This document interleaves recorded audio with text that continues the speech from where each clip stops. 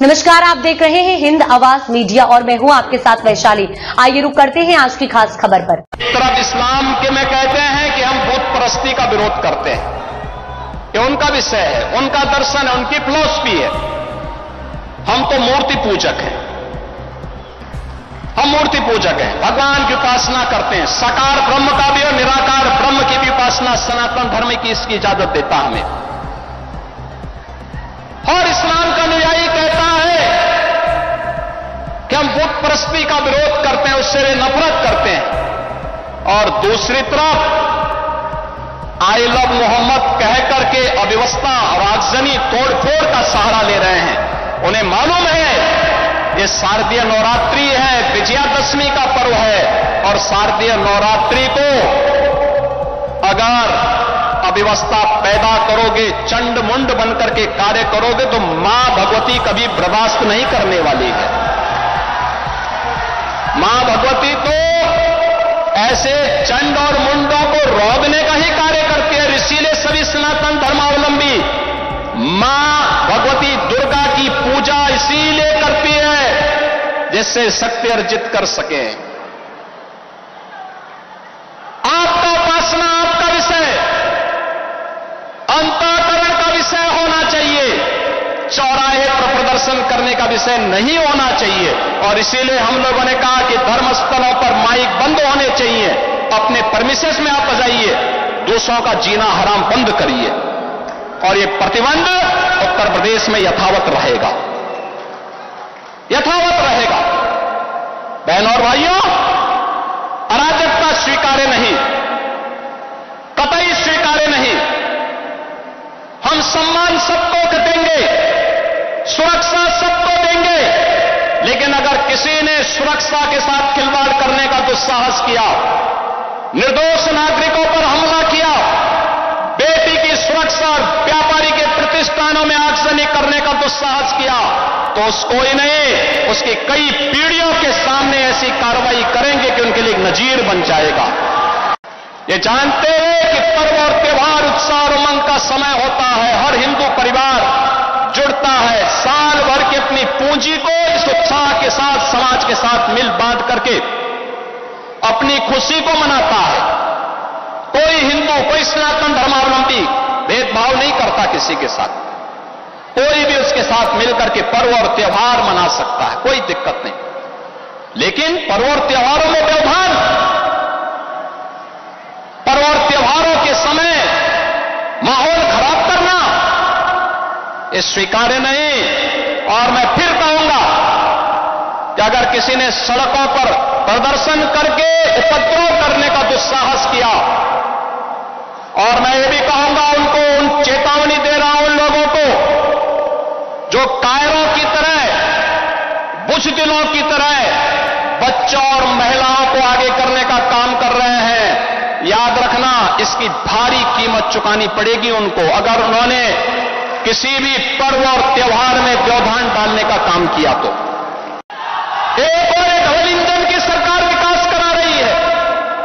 आपने देखा होगा मंच पर भी हमने हर जाति, हर समुदाय के लोगों को यहां पर सरकार की कल्याणकारी योजनाओं के साथ जोड़ने का काम किया है। कोई भेदभाव नहीं किया, कोई भेदभाव नहीं किया। अनुसूचित जाति के भी थे, पिछड़ी जाति के भी थे,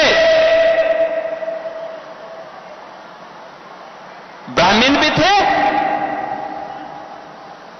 हर एक को सुविधा मिलनी चाहिए, सम्मान मिलना चाहिए, संरक्षण मिलना चाहिए। अगर गरीब है तो सरकार का संसाधन का पूरा लाभ उसको प्राप्त होना चाहिए। और मुस्लिम भी थे, कोई भेदभाव तो नहीं किया। सबका साथ और सबके विकास के साथ सरकार कार्य कर रही है। सड़क बन रही है, श्रावस्ती में एयरपोर्ट बन रहा है। आप याद करिए, इतना बड़ा एयरपोर्ट, आने वाले समय में बड़े बड़े जहाज श्रावस्ती में उतरेंगे तो देश और दुनिया का टूरिस्ट यहां पे आएगा, विकास श्रावस्ती का होगा। लेकिन कुछ लोगों को विकास अच्छा नहीं लगता, कुछ लोगों को विकास अच्छा नहीं लगता।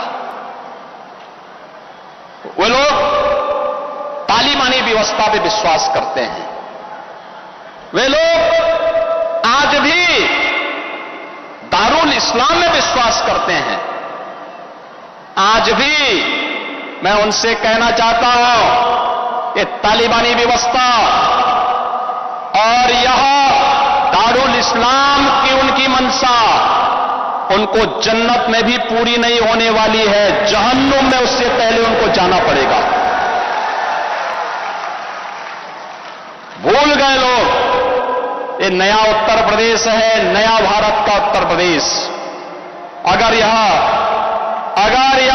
विकास कराना जानता है, अगर यह सबका साथ और सबके विकास के कार्यक्रमों को प्रभावी ढंग से आगे बढ़ाना जानता है, बिना भेदभाव के योजनाओं का लाभ हर तबके को देना जानता है, तो उपद्रवियों से और माफिया तत्वों से सख्ती से निपटना भी जानता है। वह समय गया दूर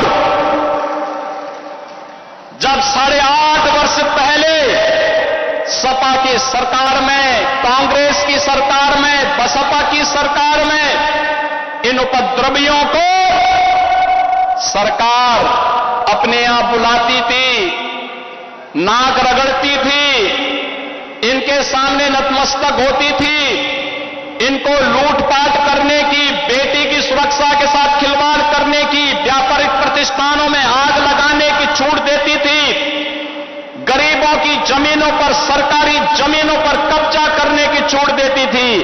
अब ये डबल इंजन की सरकार है, अराजकता बर्दाश्त नहीं करती, और अगर किसी ने अराजकता करने का दुस्साहस किया तो उसकी छाती पर बुलडोजर चलाना भी जानती है, वह भी जानती है। और इसीलिए बहनों और भाइयों, विकास की इस योजना के साथ हमें बढ़ना होगा। बहनों और भाइयों, अभी मैं आया हूं यहां से केसरगंज के उन क्षेत्रों से जहां पर भेड़िया का आतंक है, और मैंने कहा है जिन लोगों के पास मकान नहीं होगा, सर्वे का काम लगभग पूरा हो रहा है, उन सबको एक एक आवास उपलब्ध करवाएंगे। श्रावस्ती के भी, बहराइच के भी, बलरामपुर के भी, गोंडा के भी, जो भी ऐसे लोग होंगे सबके घर में सबको उपलब्ध करवाएंगे। जिसके पास राशन कार्ड नहीं होगा उसको राशन कार्ड भी मिलेगा, जिसके पास उपचार के लिए सुविधा नहीं उसको आयुष्मान कार्ड या मुख्यमंत्री राहत कोष से हम पैसा देंगे। राम फेरन जी जितना नाम देते हैं सबको हम पैसा देते हैं, सैकड़ों करोड़ तो इन्होंने केवल मुख्यमंत्री कोष से ही उपचार के लिए यहां श्रावस्ती के नागरिकों को उपलब्ध करवाया है। श्रावस्ती से हमने फ्लाइट चलाई थी तो राम फेरन जी ने यहां से तमाम कार्यकर्ताओं को उस यात्रा में अपने साथ सहभागी बना करके वायु दर्शन भी कराया था, कैसे हवा में उड़ा जाता है, यह भी देखने को हमने देखा है। और इसलिए बहनों और भाइयों, आप चिंता मत करिए, ये डबल इंजन की सरकार विरासत का सम्मान भी करेगी, विकास भी कराएगी, आपका सुरक्षा भी करने के लिए प्रतिबद्ध है, आपके सम्मान के लिए, आने वाली पीढ़ी के लिए विकसित उत्तर प्रदेश के एक नए अभियान के साथ आगे बढ़ी है। विकसित उत्तर प्रदेश आने वाली पीढ़ी के अगले 22 वर्ष के अंदर कैसा उत्तर प्रदेश हमें चाहिए, उस उत्तर प्रदेश के लिए। और मैं आप सबसे कहूंगा, हमने 12 सेक्टर तय किए हैं, शिक्षा, स्वास्थ्य, कृषि और जल संसाधन, रोजगार और स्किल मिशन, इंफ्रास्ट्रक्चर, इन्वेस्टमेंट, शहरीकरण, पर्यटन, इमर्जिंग टेक्नोलॉजी, इन सभी 12 सेक्टर को लेकर के हम लोगों ने इस अभियान को आगे बढ़ाया है। इससे संबंधित साहित्य हर ग्राम पंचायत को उपलब्ध करवाया है। कल मैंने ग्राम प्रधानों के साथ संवाद किया था, बहराइच के भी एक ग्राम प्रधान से मैंने, श्रावस्ती के भी एक ग्राम प्रधान जी के साथ मैंने संवाद किया था। और बहनों और भाइयों, मुझे अच्छा लगा, बहुत अच्छी बात उन्होंने कही। विकास की एक सकारात्मक सोच के साथ हमारी ग्राम पंचायतें आगे बढ़ रही हैं। मेरा मानना है ग्राम पंचायत आत्मनिर्भर होगी, नगर पंचायत आत्मनिर्भर होगी तो उत्तर प्रदेश को कोई आत्मनिर्भर होने से रोक नहीं सकता, और उत्तर प्रदेश आत्मनिर्भर होगा तो विकसित भी होगा। और उस लक्ष्य को प्राप्त करने के लिए आप सब भी समर्थ उत्तर प्रदेश पोर्टल पर क्यूआर कोड को स्कैन करते हुए अपने सुझाव भेज सकते हैं और जो भी अच्छे सुझाव आएंगे उन सुझावों को हम सम्मानित भी करने वाले हैं। जिले स्तर पर भी करेंगे और प्रदेश स्तर पर भी करने जा रहे हैं। अब तक के लिए इतना ही। वीडियो को लाइक और शेयर करें और चैनल को सब्सक्राइब करें।